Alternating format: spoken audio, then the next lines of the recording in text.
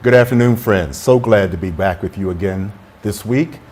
I am Dr. H. Gene Wright II, clinical and forensic psychologist in the city of Philadelphia, but also working in the faith community on so many levels. Last week, you will remember that we talked about the impact of trauma in communities of faith.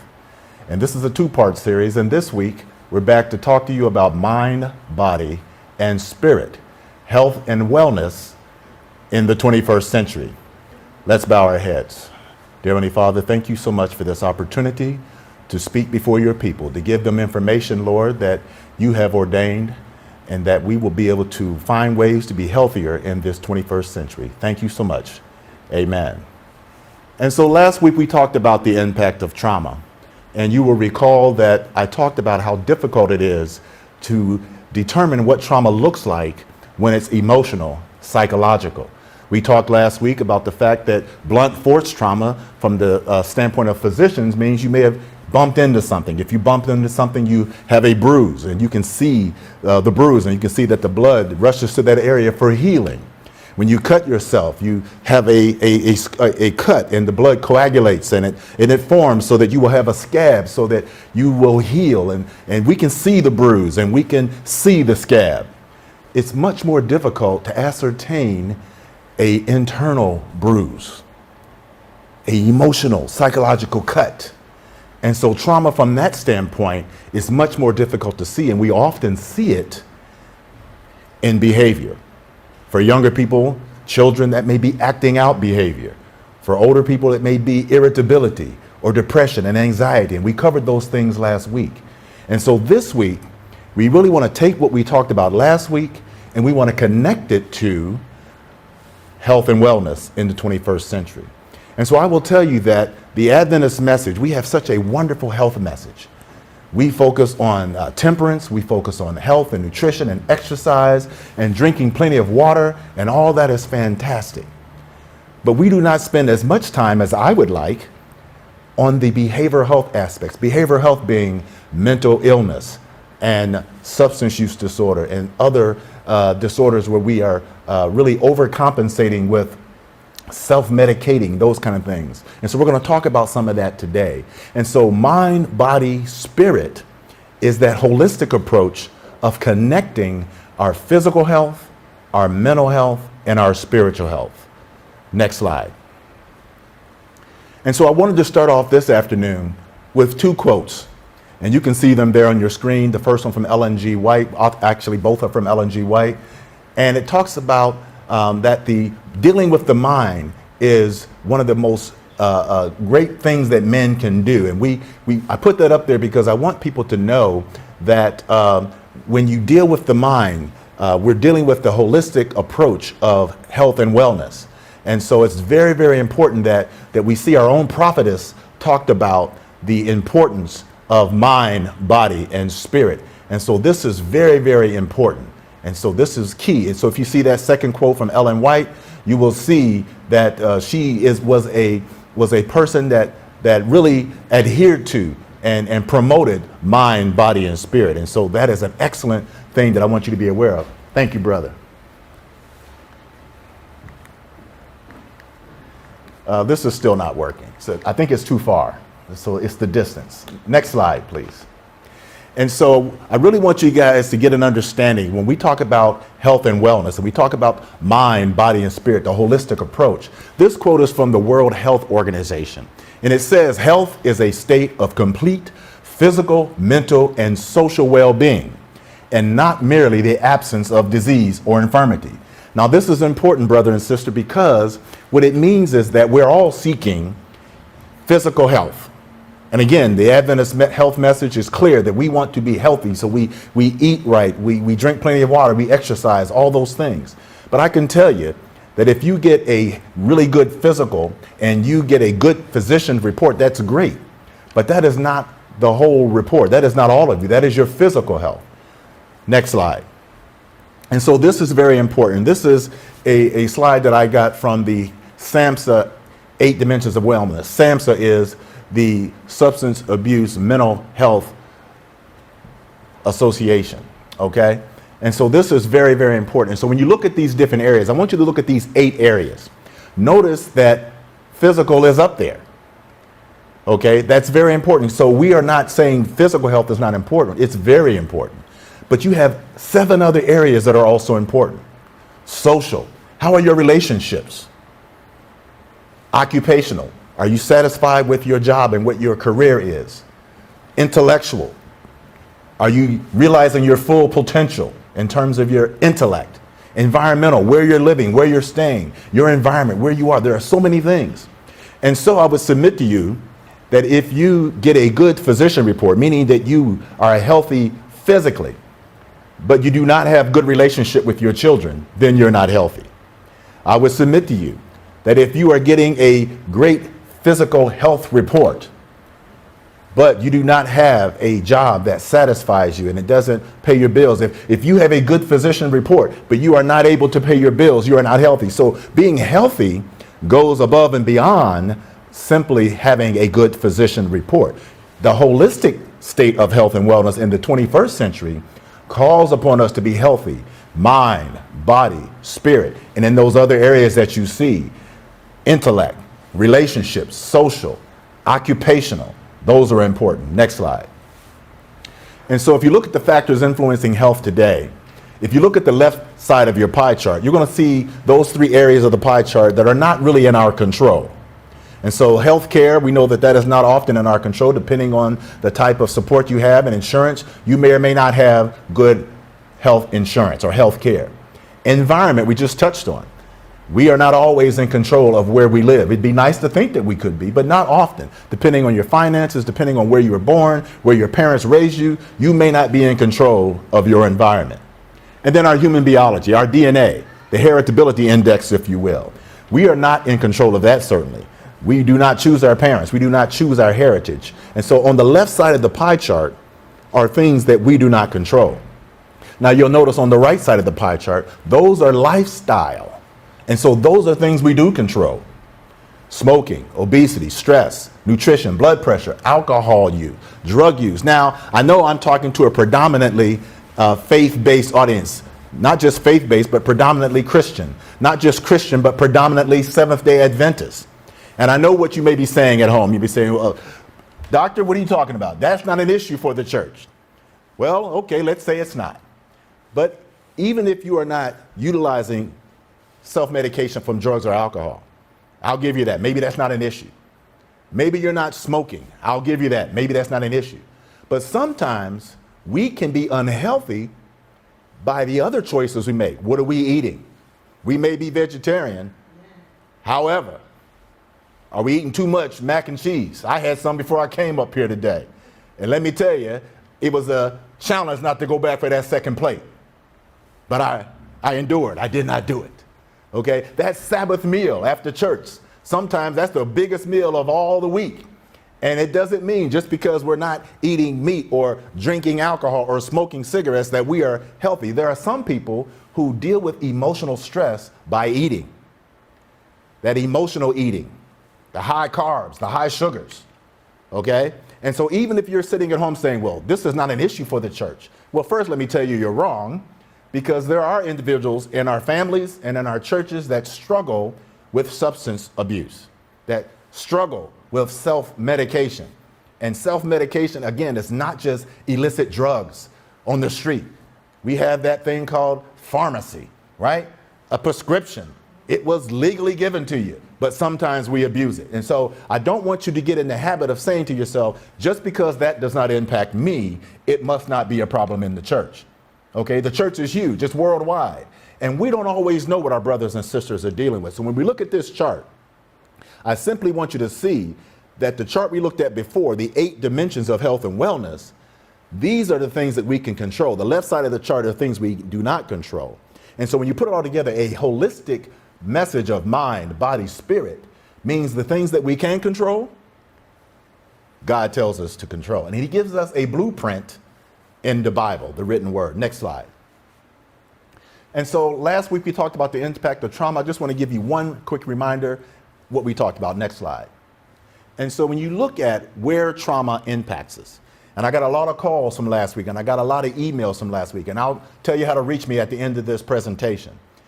But impact of trauma, it impacts us across our whole system. It doesn't just impact us physically. It doesn't just impact us psychologically. It doesn't just impact us spiritually. As you see on the chart there, it impacts us physically, mentally, behaviorally, socially, spiritually. What do I mean? What I mean is that when you are traumatized, when you are stressed out, when you are feeling depressed and anxious, it impacts every aspect of your life. How do I know? Because the main areas of our life are work or school, family life, and in the community, which takes us to work, in those three areas. And so if you are struggling in those three areas, then you are not living healthy in the 21st century. Next slide. And so how do we cope with stress? Last week we talked about trauma. This week we're going to talk a little bit about stress, and we're going to combine those together. Next slide. What is stress? This is just a dictionary definition: an applied force or system of forces that tends to strain or deform a body. Think about that. Think about those key words. Forces, strain, deform. That would tell me that stress is not always good for you, right? But sometimes we think about our extreme stress. And so if you look at that second definition there, a state of extreme difficulty, pressure, or strain. For our context, think of trials and tribulations. Has anybody out there ever felt stress due to trials and tribulations? I think I'm getting an amen from somebody out there. Yes, we have stress. We have trials and tribulations. Next slide. And so when you think about stress, I want you to know there are two kinds of stress. Most of us focus on distress, which is the negative side of stress. That's the thing we focus on the most. Bad things happen, right? On your way to the church, your car breaks down. You were supposed to teach Sabbath school, and there you are on the side of the road. Okay, that's distress, right? On my way here today, I had a distress. Got off on the wrong highway, got lost, but the Lord is good. I made it anyway. Distress. Physical health issues could be distress, right? Worried about your children, distress. Worried about making your mortgage payment, distress. But then there's another side. It's called eustress. And now eustress is good stress, meaning that it's stress, but it's good things that happen to you. Now, what do you mean? Well, let's say it is graduation weekend, right? And you have accepted a job in another state. And you're getting married. And you're closing on a house. Now, those are all good things.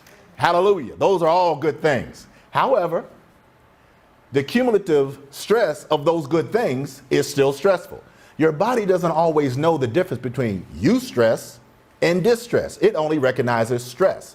And so that hypervigilance that comes with stress can come because of good things, going to that job interview, right? Great thing. You got butterflies in your stomach. It's a wonderful thing. You hope to get the job, but you're stressed.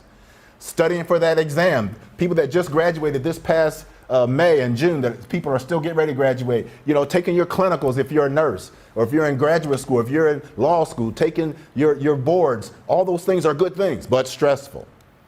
Okay, so keep in mind that stress is anything that puts a strain on you. It doesn't always have to be a negative outcome. Next slide. And so where is stress most damaging? Well, we just covered that in a previous slide. And so I just put it up here in a different way. It is physical, resulting in illness or injury. How many people out there have been so stressed, have been so worried that you made yourself ill? I know I've done it. Worry. Some people worry so much they end up in the hospital. Worry, right? And all the tests come back negative. Your body just said you needed to shut down and relax.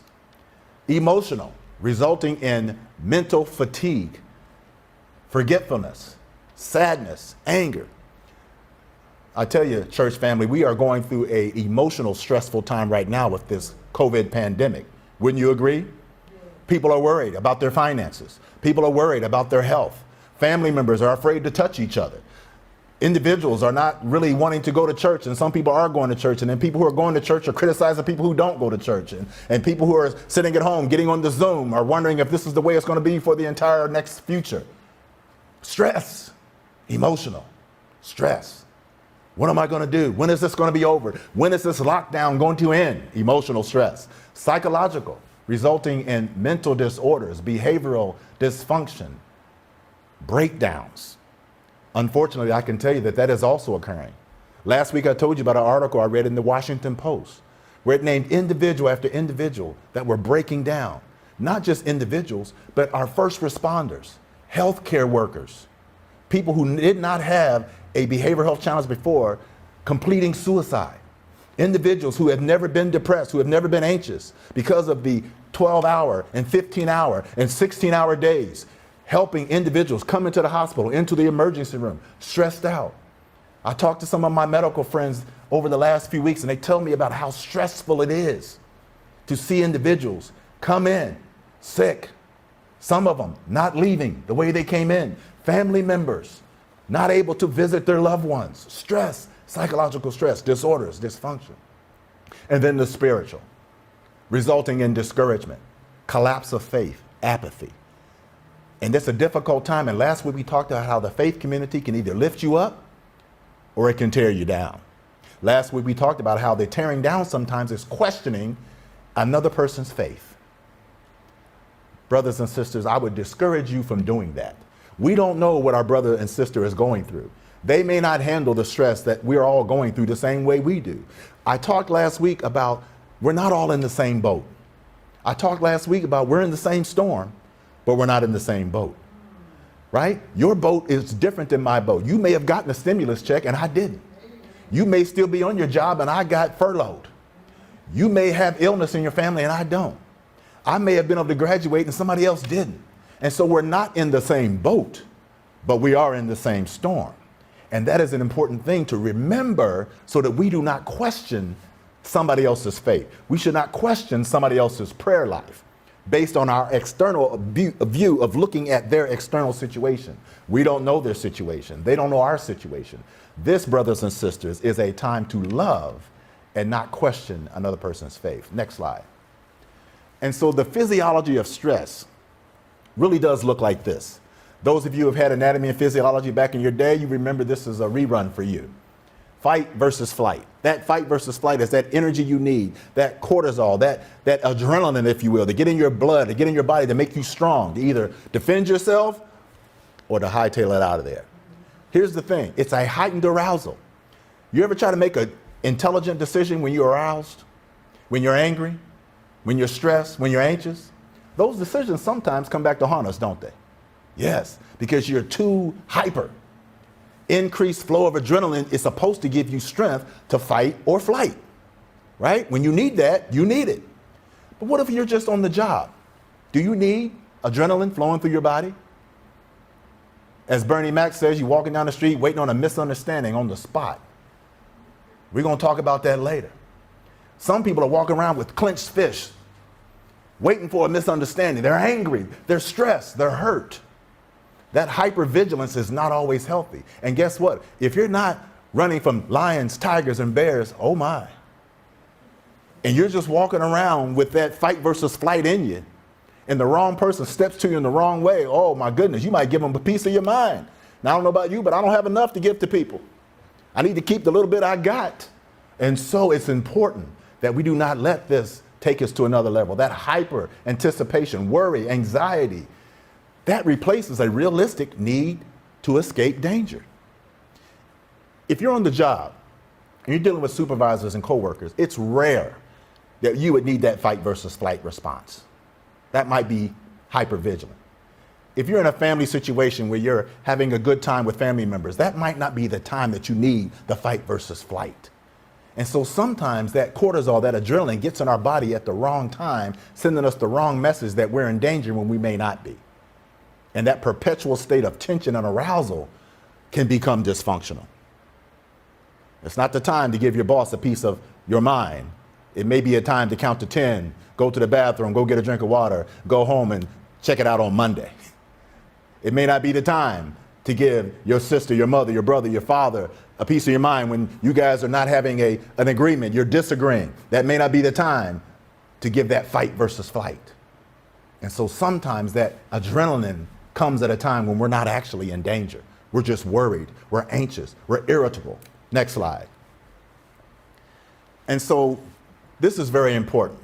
Behavioral health challenges that are connected to stress, I just chose these three, folks. And the reason I chose these three is because these are the top three that I deal with in private practice. These are the top three that I deal with in my clinical consults around the country. Anxiety is the most prominent and most prevalent in the United States right now. It used to be depression and anxiety flip-flopped, but they're often seen together. People who are anxious are often depressed, and people who are depressed are often anxious. And then that third one, substance abuse, again, it may not apply to everyone. There are other ways to abuse yourself, and there's other ways to abuse substances that do not fall under the category of illicit drugs or alcohol. I named you a few minutes ago. And so when you look at the numbers up there, and I won't read them, you can see them yourself, that is a large portion of the population. Now, what makes us think, when you look at those numbers, 7 million, 40 million, what makes you think that somebody in the church is not part of that 40 million? What would make us think that people in the church are not in that 7 million? What would make us think that our brothers and sisters in the church do not fall under that 21%? Let's not be naive, folk. Let us recognize that health and wellness is more than simply eating right, drinking plenty of water, and getting exercise. It is surely that. And Seventh-day Adventists have the second longest longevity of living in the world. So we know that works. What I'm saying to you today is our health message is more than just physical health. It also involves mind, body, spirit, that holistic approach, that connection of, I also need to be right up here. Ellen White said it at the beginning of our presentation. We also need to be right in our spirit, in our core. Because I know a whole lot of Christians that are very healthy. They can run a marathon. But if you step to them the wrong way, it's going to be a misunderstanding on the spot. And so are they healthy? I know a lot of people who have excellent physical health, but their kids don't talk to them. Are you healthy? I know a lot of people who lift weights and run and jog and can swim a mile, but they're sleeping in opposite beds and they're married. I know a lot of people who are healthy, have a good physical report, but don't care much about church, don't care much about the spiritual. And so what I'm saying to you, mind, body, and spirit, that holistic approach takes us beyond simply having a good physical exam. Next slide. And so this is what I really want to talk to you about. If you put all it together, what we talked about, mind, body, spirit, holistic, and what it means to process stress, what it means to process trauma, what it means to have a good outcome. That stress, sometimes for some people, is a slow crumble. How many people out there remember the day when they used to tear buildings down with a wrecking ball? You guys remember that? Yeah, I remember that too. You know, now let's just use that as a metaphor for now. The wrecking ball can be seen as some of life's stressors. Right? You guys remember when the wrecking ball hits the building and the building does not crumble the first time the wrecking ball hits it, right? It takes several blows. So let's look at the wrecking ball as stressors in life. Let's look at the building as the temple of God, us. We're not going to crumble after the first couple blows of the wrecking ball. The first couple things that hit us in life, just like the building, we're standing tall. Yes, there may be a little debris here, a little debris there, but we're taking it. We can take it. It's the cumulative effect of the wrecking ball that eventually crumbles the building. That's what stress, anxiety, worry, and depression can do to you if you do not get it checked. Okay, there is an answer. But if you do not get it checked, if you just simply grit your teeth and clench your fists and say, oh, I'm going to let this pass. No, that's why I tell people all the time, pray without ceasing. And go get the help that God gave us on this earth with each other. You don't tell a person that's having heart disease to just grit their teeth and clench their fists. You send them to a cardiologist, right? A person that has high blood pressure, you don't say just grit your teeth and clench your fist. No, you send them to a physician, right? But when it comes to stress, worry, anxiety, and trauma, we don't give that same advice. We tell people just pray about it. We tell people just grit your teeth. We tell people just suck it up. We tell people just pull yourself up, get out of bed, because we don't understand how the mind impacts the body and how the body impacts the mind and how the spirit is in between and gets convoluted with all three of those together. That holistic approach, that chain, if you will, when one link is weak or broken, the whole chain becomes weak. That holistic approach. Now, that second group, the fast implosion. What's the metaphor for the fast implosion? Now, there are some of us, we're that building and the wrecking ball of life just keeps swinging and we eventually crumble if we don't get help. But then there are some of us, we have that other way of exploding. Now, you guys probably recognize this, the younger people, they don't use the wrecking ball anymore. You know what they do now to tear down a building? They set explosives around the base, around the foundation. They put a big fence around it. They step back, somebody goes far away and they have this, either a thing they detonate putting down or they can do it on a computer. We all sit there and watch, we lean into the TV and the building crumbles, boom, real quick. How many of us out there are a fast implosion? How many of us out there are a match away, an insult away, a worry away from exploding? How many of us are just waiting for the next person to say the wrong thing, even in the church? And so that fast implosion is that individual that on the spot just blow up. That's stress. And so just like when I started off talking about it, how do you see an internal bruise and an internal cut, an emotional bruise, a psychological cut? Sometimes you see it in behavior, irritability, anger, stress, anxiety. Next slide. And so how do we cope? Well, fortunately, like I said, the Seventh-day Adventist Church has one of the greatest health messages ever seen. And so exercise and eating right is great. But guess what? There's also some other things you can do. Massage therapy is a good thing. Touch actually helps. And that's why hugging and touching and all that is such a missed thing right now, because it actually increases endorphins, those good feelings. How many people go to church and you wait for that when the music plays and you get up and go greet each other? Oh, everybody gets up and you cross the aisle and you handshake and you hug and you kiss. And there are people who look forward to that every week because they live alone. And they don't get hugs and kisses except when they go to church on Sabbath. So those individuals are probably really struggling right now, right? Mindfulness meditation, things that we can do, exercise. Next slide. Here's another important thing. I talked about the slow implosion. Well, that hostility is what I was really talking about. Did you know that hostility and depression can hurt your cardiovascular health? Angry people who are hostile to others actually are inflicting damage on their own heart. Go look it up in the Medical Association. Proneness to anger is a major risk factor.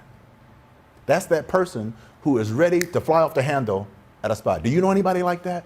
That's just irritable all the time, waiting for somebody to say or do the wrong thing. That hostility, some people are more hostile, more irritable when they're depressed. They're miserable. And when people say misery loves company, not really. Misery loves attacking other people. Okay, they don't want any company, but they do strike out at others when they're stressed. Next slide.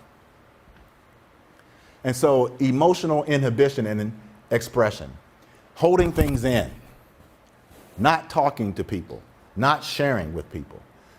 This slide, I just want you to see two things. The two most important things for your health in the 21st century, it's not just eating right. That's obviously the case. It's not just exercise. That's obviously the case. It's not just drinking plenty of water. That's obviously the case. Again, the health message of the Seventh-day Adventist Church has been proven over and over again. But it's those other things, that holistic approach of mind, body, and spirit that we sometimes miss. And so on this slide, what I'm really looking at is confession and forgiveness. I don't know who said it, but confession is good for the soul.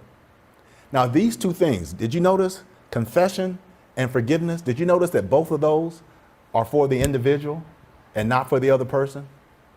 Did you notice that? And so when you confess, It doesn't really help the person you hurt. It helps you when you confess. You confess your sins to God. It doesn't hurt to confess to the person and apologize and say, I'm sorry. But the confession is for your soul. And it's the same thing with forgiveness. Forgiveness is not for the other person. Forgiveness is for you. Forgiveness is for the person who has done wrong. Yes, it does help to go to the person and apologize and say, I'm sorry, will you forgive me? But your soul's salvation is not predicated on whether the person accepts your apology and says they forgive you. But if you hold it in, if you let it fester, if you become angry when somebody does something to you and you don't forgive them, well, the Bible tells us that the Lord won't forgive you. So this confession and forgiveness is not for the other person. The holistic approach in the 21st century is not just eating right, drinking right, and exercise. It's also your spirit. It's also your mental and psychological and emotional health, that holistic mind, body, spirit. Next slide. And so when you think about heartfelt forgiveness, real quick, I want to show you this slide. All you have to do is look at the top two lines at the top, hurt and grudge. Look at how many heartbeats you have under hurt and grudge. When you keep a grudge and when you maintain hurt, it increases your heart rate. Look what happens when you show empathy and forgiveness. Your heart rate goes down.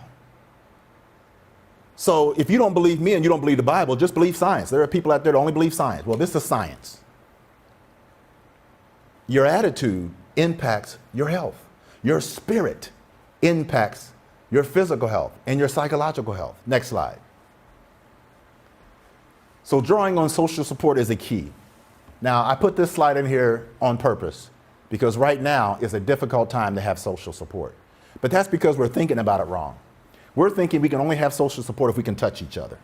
We're thinking we can only have social support if we're able to sit down at the same table with friends and family at church and break bread. That is great, and we all are looking forward to getting back to that when that time comes. But did you know you can still have social connection? Did you know you can still have social support? People you haven't called in a while, call them up. You have this thing called Zoom now. You can actually see their face. You can Skype them. And it may not be the same as a hug, but it certainly is better than being isolated in a room by yourself, not connecting with anybody. So you can still reach people socially. You can still take advantage of the endorphins that are created when we have these good feelings about seeing a face you haven't seen in a while. Yes, you may not be able to go over and hug them, but you can drop off a case of water and wave through the door and say, sister, I was just thinking about you.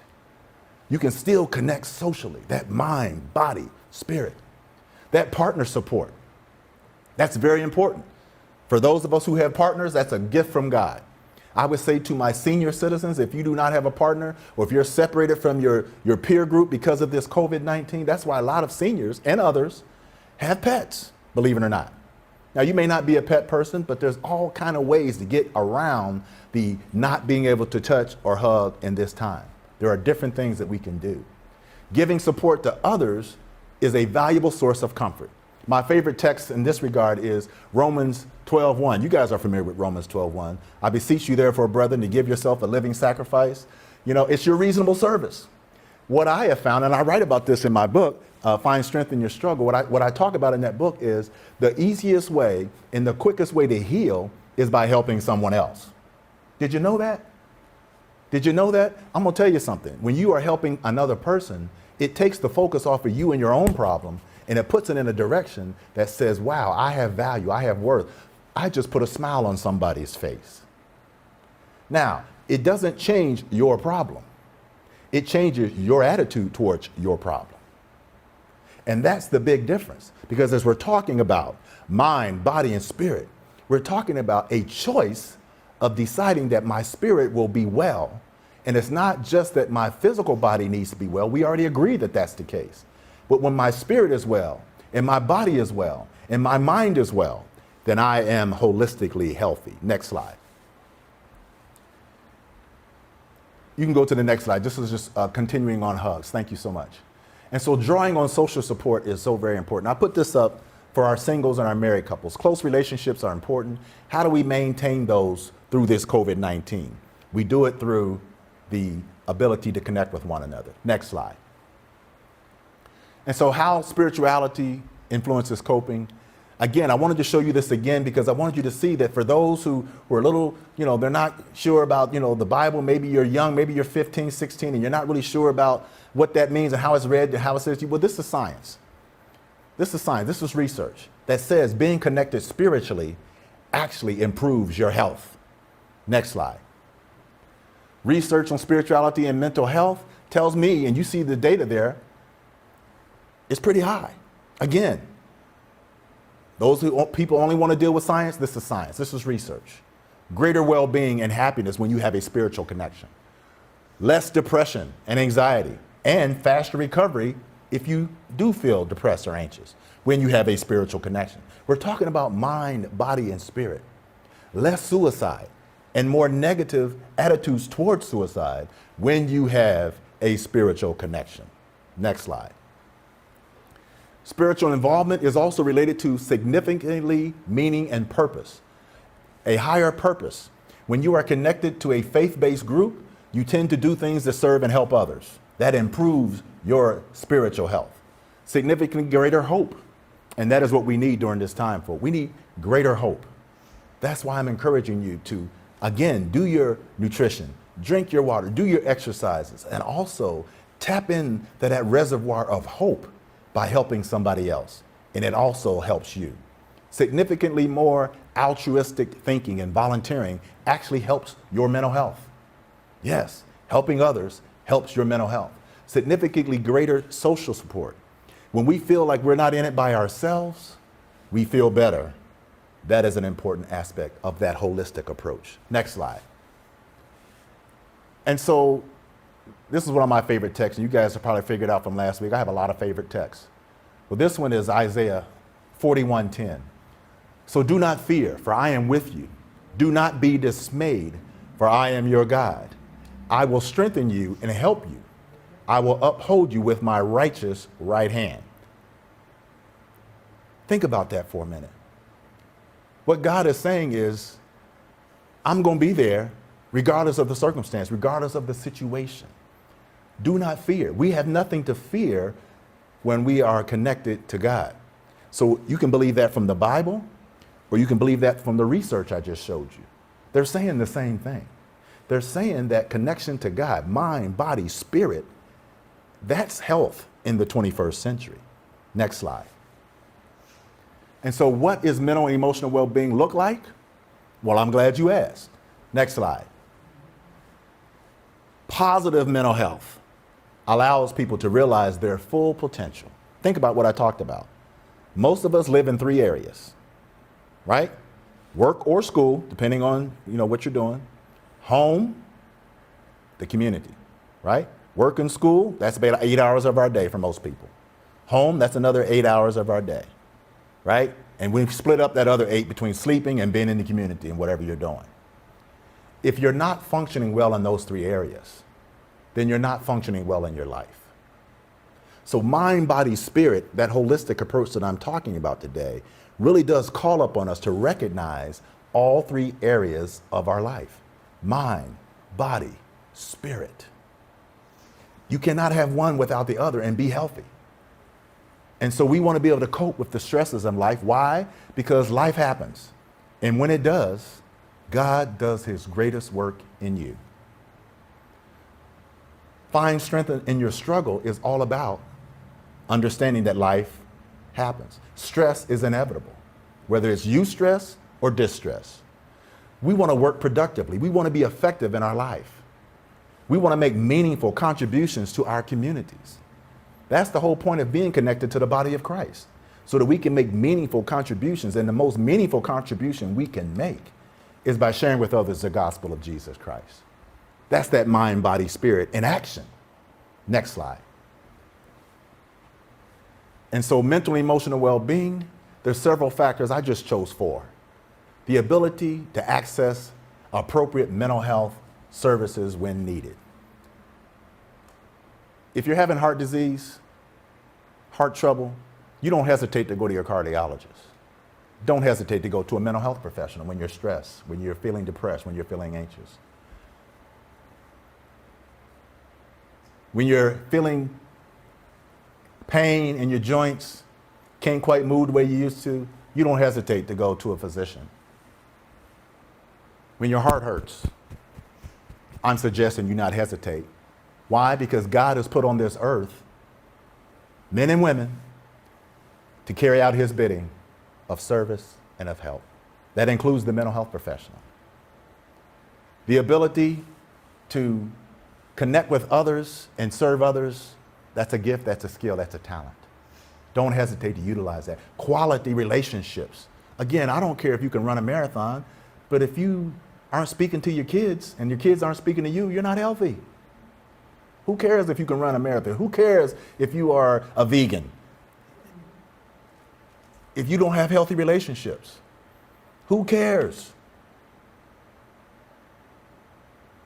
And so there's nothing wrong with that health message. Again, it's the best one in the world. But we can't negate or forget that it's more than just the physical health. It's mind, body, and spirit. Next slide. And so these are just things that I would encourage you to do. Individuals and families, we need to promote mental and emotional well-being. And this is how we do it. Build strong, positive relationships with family and friends.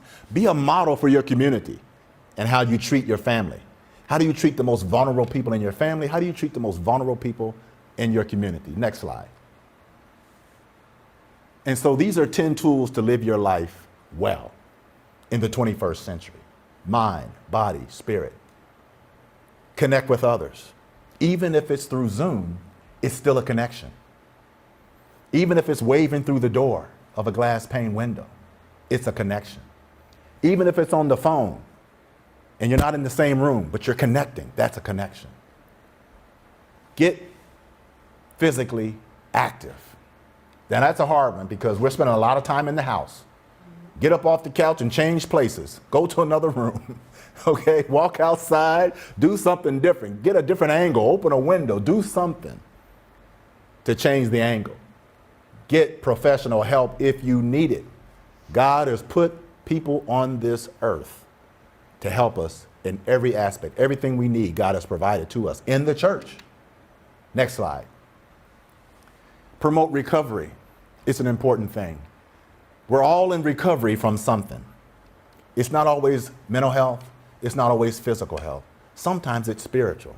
And so that body-mind connection is so important. Because if you live on this earth long enough, you will be impacted by life. Life happens. And when it does, God does his greatest work in you. Next slide. And so I wanted to leave you with some texts. Elder Bland down in Huntsville, Alabama, gave me these texts. A good friend of mine. I love Elder Bland. He's been such a support to me in my ministry. And so these slides, these texts on this slide are just slides of hope. Psalms 46, 10, 11, Jeremiah 29, 11. You guys probably repeat that by heart, right? Romans 8, 28, 31. You've heard all these before. 1 Peter 5, 6, and 11. Romans 5, 3 through 5. And Psalm 9, 9, and 10. These are just a few that I picked out that really gave me hope. Next slide. And so finally, I really want you to take some time to relax. It's too often that we are so stressed that we forget to relax. Give yourself time to recharge and renew. Thank God for the seventh day Sabbath. We have a built-in recharge day. We have a built-in refuel day. Take advantage of it. But don't just take advantage of it by sleeping. That's great. Get your rest. Also serve. Do something to serve. The Sabbath was made for man, not man for the Sabbath. Serve somebody. Give somebody the hope, the joy that you have. Next slide. And so this is John 16:33, another favorite text. It's not that we're not going to have trouble, folks. This COVID pandemic is serious. But our Heavenly Father has said, I have told you these things so that in me you may have peace. In this world, you will have trouble. Not you might, you will have trouble. But take heart. I have overcome the world. Now, if that's not encouraging to you, I don't know what to tell you. Whether you deal with the Bible or you deal with science, the Bible supports science and science supports the Bible. Mind, body, and spirit is real. Next slide. And so it's important that as we go through this pandemic, that we don't forget that our mind is connected to our body is connected to our mind, and the spirit connects the two so that we are healthy in the 21st century. Thank you so much, family. It's been a pleasure talking to you. Have a blessed day.